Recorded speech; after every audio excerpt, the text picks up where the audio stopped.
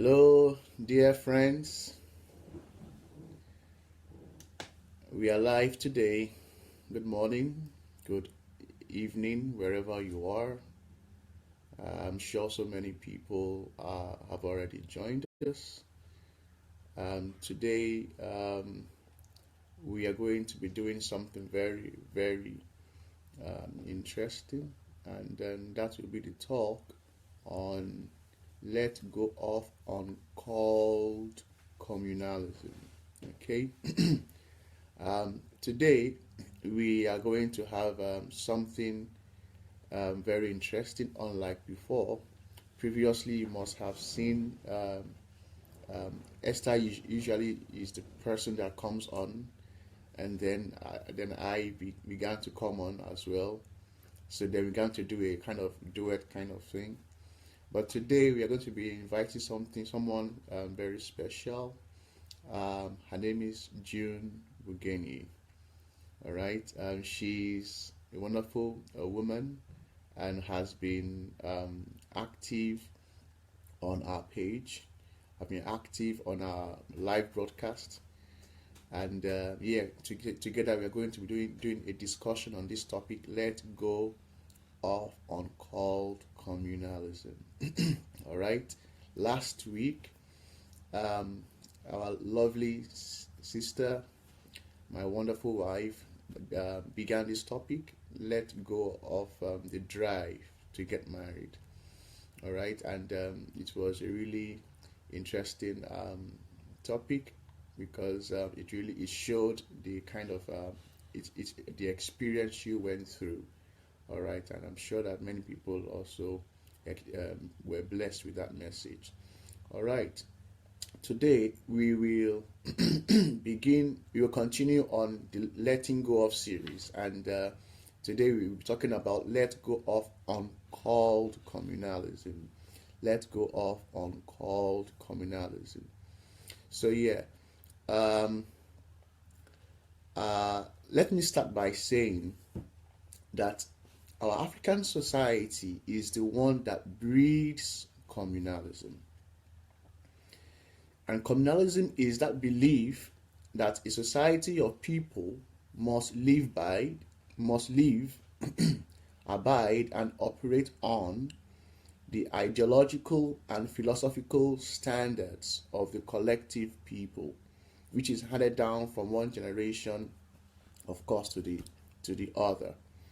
Now, I tried to find a scholarly definition based on communalism, and I found one on Wikipedia by a prominent libertarian socialist called Murray Bookchin. All right, and he defines communalism as a political philosophy, which is a theory of government. Please underline that statement. A theory of government, or a system of government in which independent communes participate in a federation, as well as the principles and practice of communal ownership. In other words, what this definition is trying to say is that communalism is like a collective ownership of a people, of a culture, of an ideology. So people who practice communalism, they don't stand alone. Most things that they do, they try to involve others mostly in decision making. All right.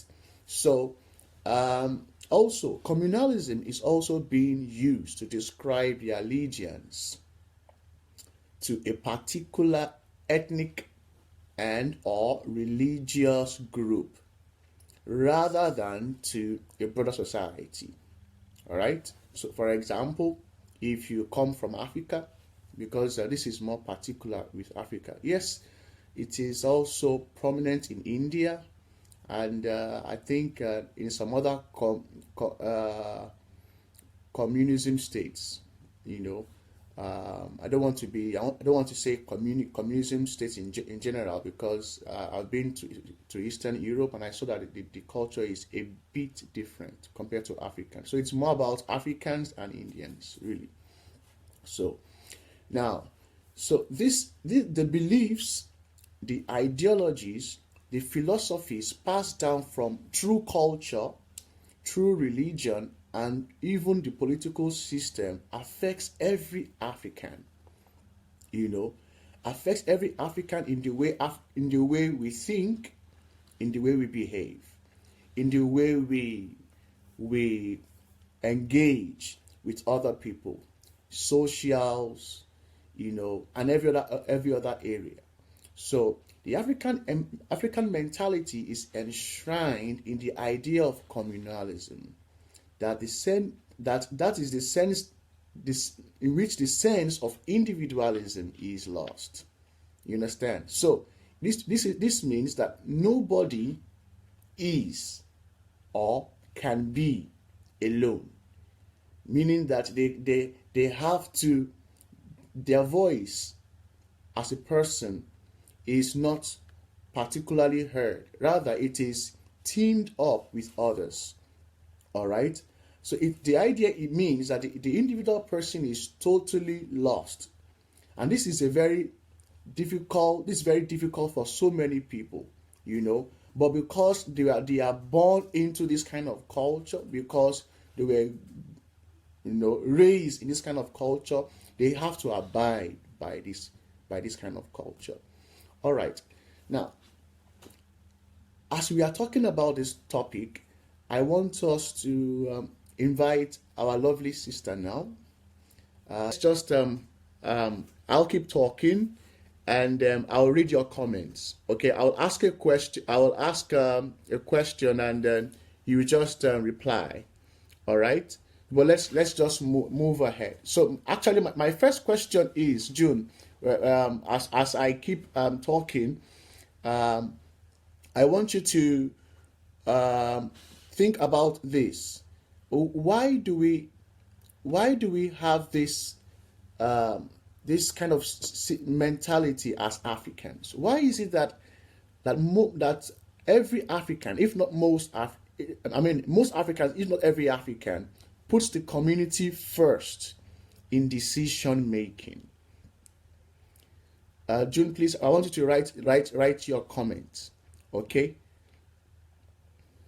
Why is it that most Africans, whether they are in Africa or they are abroad, why is that they usually put the community, African community, first in decision making? Because I see this as a big problem, and because it affects the way we do things, the way we relate, the way we associate, and things like this.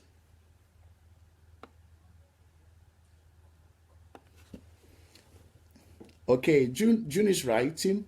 June says, I think we put the community first because we feel that without them we are insecure. Okay, that's solid. That's a very understandable answer, because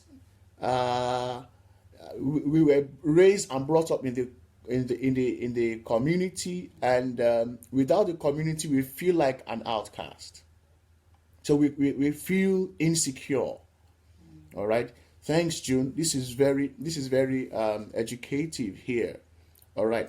But why do you think we feel insecure? Could that be as a result of the fact that from the very beginning we were not raised to feel independent?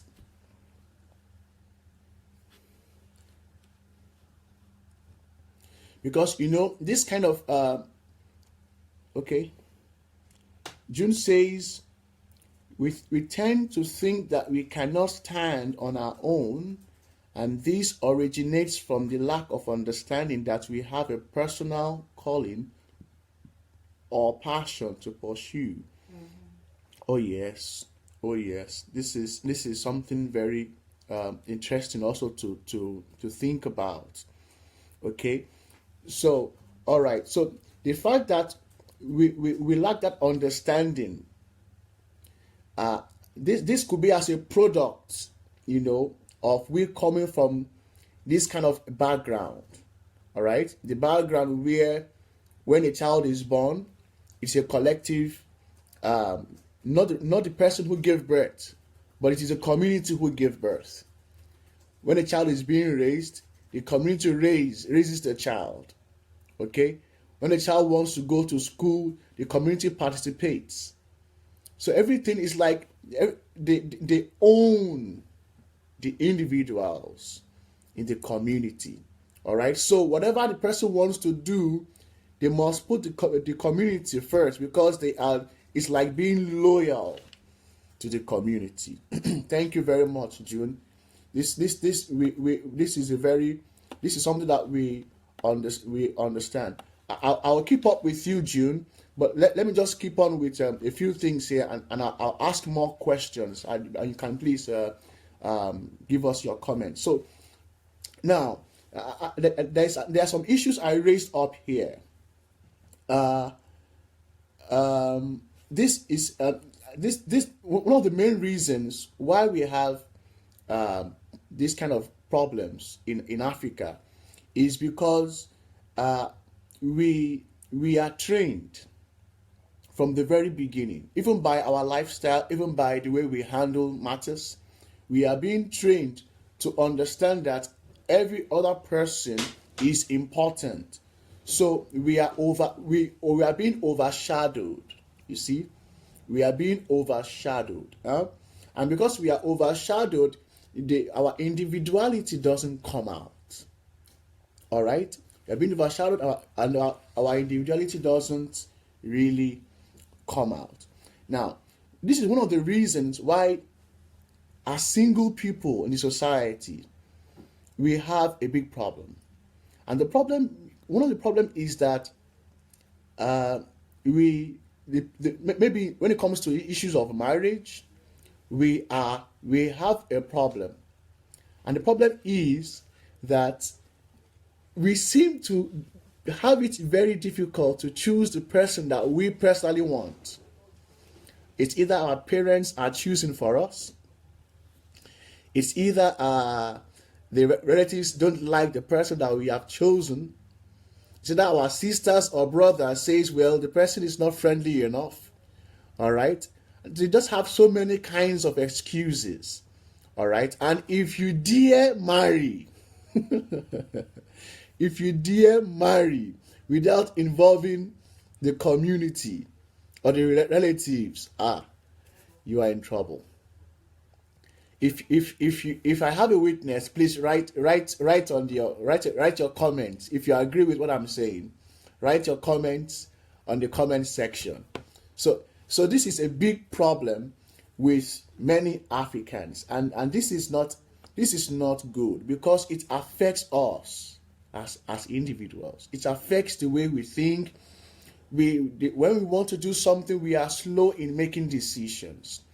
A decision that could be made in a few days, or even in a day, or just maybe in a few minutes.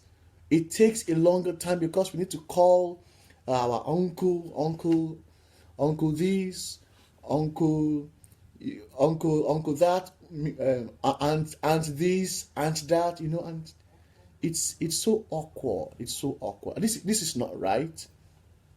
Maybe it's right in the African sense, but if you look at it squarely, I don't think it's right. Okay, so communalism has its good benefits. Let us establish this. Communalism has its good benefits. Okay, but the issue that we have is that when communalism has a grip on the individual person, then there is a big problem, because the individual person is boxed in his thinking. The individual person is limited in his decisions. He is not free. It's like he is caged. All right, and that's not a good thing. Okay, so June, I have another question I'd like to ask you. If you, June, you are living in the UK, am I right? As I know, okay. Now, what does it mean, and what does it look like as an African that is living abroad? Okay, how can you compare an African living in Africa and an African living abroad? Does this mentality still persist? Please, I'd like you to write your comment, because yesterday when both of us were having a talk via the mobile, I think you made some comments like you want to make a decision, and the decision you want to make may affect other people, all right, or other people may criticize your decision. All right, and then this means a lot, for you. All right, so other than involving them, other than because you will spend time, you decided to make your decision on your own. So please, I want you to write your comments so that we can read it out. Anyways, let's proceed. So I just want to quickly make a few things here. Now, everybody on this platform, those who are joining us and those who will be joining us, I want you to critically assess yourself, because this is very important. It is important for us to check if we are being ruled by communalism, because sometimes it appears that everything is fine, everything is going on well, but if you sit back and you take note of different scenarios in your life, you will find out maybe you are being ruled by communalism. The first question I want you to look at is this: is your life predicated on what people say or what you understand is better for you? Is your life being predicated on what people say or what you understand is better for you? That is the first question that you need to ask yourself to find out if you are being ruled by communalism. Okay, June says here, yes, it persists, and we see many Africans, even though in the Western world, still rely on their relatives abroad for decisions. Okay, now this is perfectly correct. If you're an African out there, you are living abroad, you would find out that many people, whatever they want to do, usually, apart from the trivial thing, maybe the few unimportant things, they need to involve their parents, involve their brothers and sisters. What do you think? I want to do this. What do you think? I want to do this business. I want to do that business. I want to marry this person. I have this person. He comes from this background. Do you think that should be accepted? Do you think that he will be accepted? Those kind of questions, and I think that doesn't really help us as Africans, because you see, the Western world see us as being slow, as being backward, as being though we seem to be educated, but we are not civilized. Okay, and that's not too good. Thanks, June, for your comment. We appreciate that. Okay, another question that you may need to ask yourself in order to critically assess yourself is this: who are you as a person? Is the definition of who you are, based on your family, your culture, your ethnic group, your religious affiliations, or your nationality? For example, if you ask someone in Africa, they ask you, who are you? Who is your father? Who is your mother? In other words, they are telling you that your parents determine who you are. Okay? So, for example, where are you from? Okay, I'm Nigerian. Okay? For example, I'm Nigerian. Okay? So, Nigerian means that I being a Nigerian means that I am being identified. I'm being identified by my nationality. Okay? But my identity is not really my nationality. It's just a menial part of my identity. Okay? It doesn't mean that my ethnic group does not define who I am. Okay, but anyways, critically assess yourself by these three questions. Number one, I mean, what mindset do you have? Are you being ruled by communalism?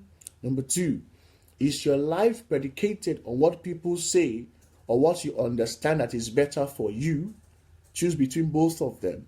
And finally, who are you in the first place? Are you, the definition of who you are, is it based on your values? Is it based on your principles? Or is it based on family? Is it based on culture? Is it based on ethnic group? Is it based on religious affiliations or your nationality? These are very good questions that you must ask yourself to really find out if indeed you are being ruled by communalism. All right. Now, but if you ask me, I think that every African should think differently. There is a place for communalism. Communalism has its strength when we come together as a community and we want to do something in society. When we see a problem and we want to trash it. Okay, that is where communalism is good. But it shouldn't limit you as an individual. It shouldn't limit you as a single person. It shouldn't limit you as a single person because you are a unique being, okay? And you should try to live differently, right? From others, okay? Now, this is something that we must seriously look at. Now, we are crossing into the new year. We are crossing into the new year and we should try to, think about ourselves. Because you see, many of us will be making resolutions, even though I don't really believe in resolutions. But we want to make ourselves better. We want to live better. All right? Now, if we want to live better, then it simply means that we must try to do away with things that do not work or things that are limiting you. And then go for things that will help you to advance in life. Things that will help you to move forward in life. And I think that communalism is one very important thing that we must, criticize and, try to work on. Try to put communalism where it belongs. Put communalism where it belongs. So, one of the things that we should try to do is first, we should try to let go of anything that deprives us of being ourselves. What is it that deprives you from being yourself? You want to do something and they are limiting you, all right? Let it go. It is communalism. Okay? All right, I'm being given some I've been told that our time is limited, so I'm trying to speed it up. I'm sorry, June. What we planned for, we couldn't achieve it, but we'll try as much as possible to make it better next time. Anyway, the next point is let go of people, places, organizations, communities, ideologies, perceptions that does not respect who you are or does not respect your values. As I repeat, you are a unique individual. Okay, so people should recognize that before they bring communalism. Okay, it is important that we, think about this and then let go of people, places, and every other kind of thing, even mentality, concepts that limits you. Now, June says here, let us always remember that every decision we make is about time management. Before deciding on something, we need to ask ourselves if it adds value to our personal life goals. This is it.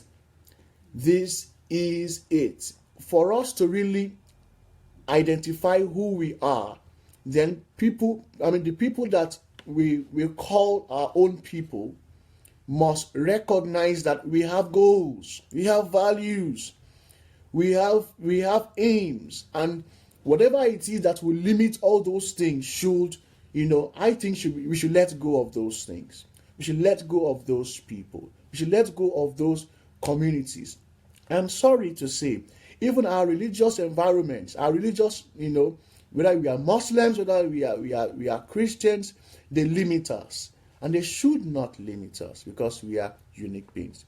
The next thing we are going to talk about is we should let go of so-called relationships that put you under bondage. All because they want you to do what they want.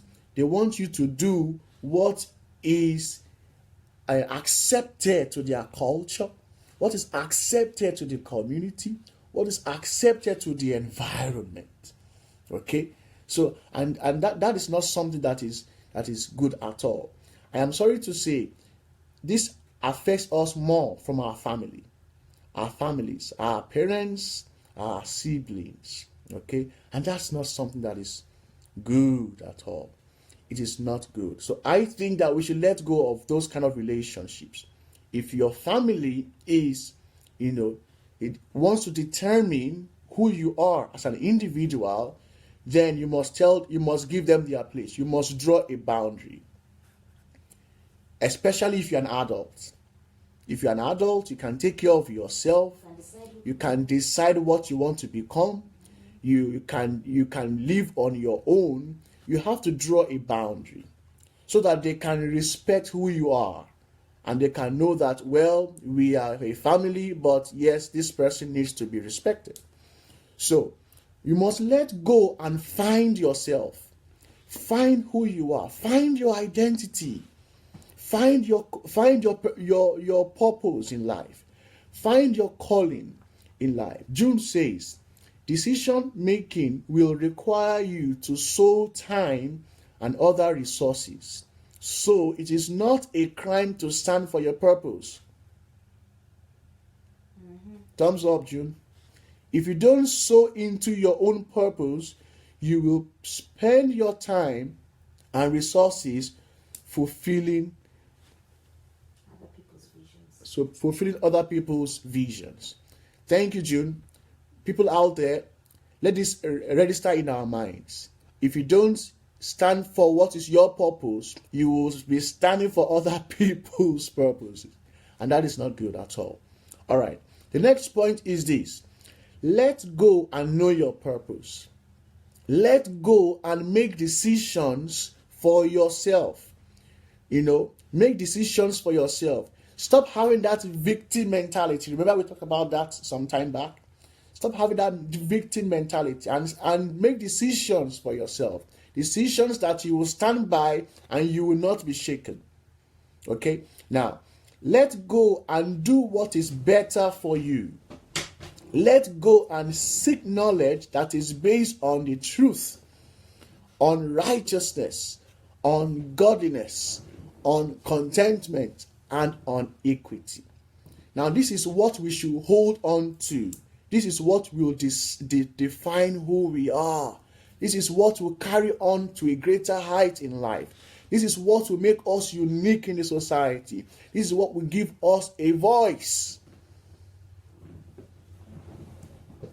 All right? This is what will give us a voice. Okay. Thank you very much. We are going to end this session now. Okay? But I want us to think about this topic because it is something that we really need to take seriously. It could give us the deliverance that we want.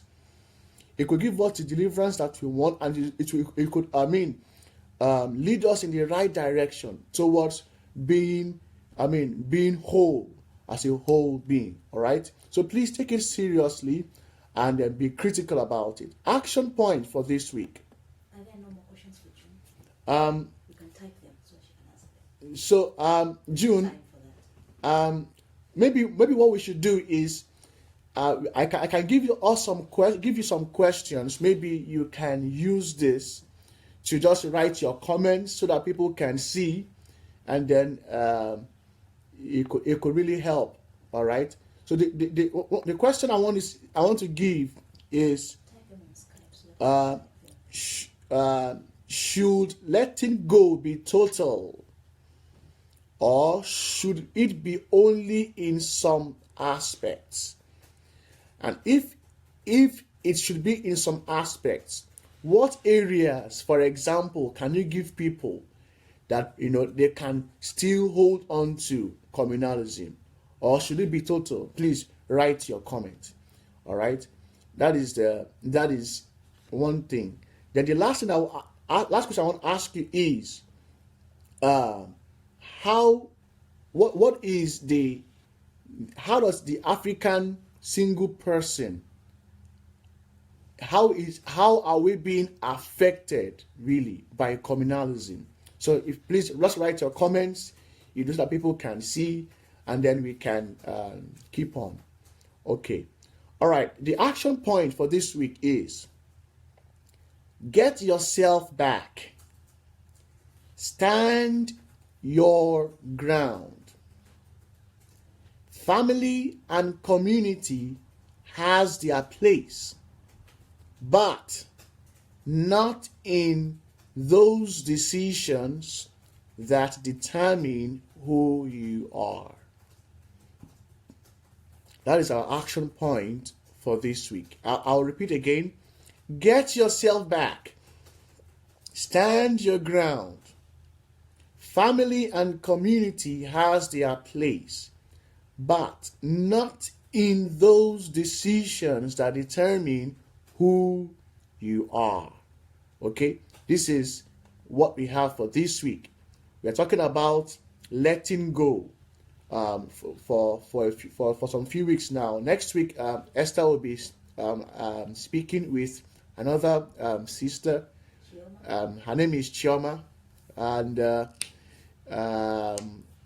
both of them will be talking about something very, very interesting. The topic we'll let you know soon. Okay, thank you so much for participating, for writing your comments as well.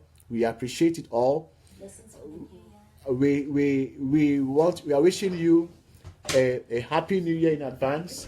I and my wonderful wife here, Esther. She has been helping me all the while.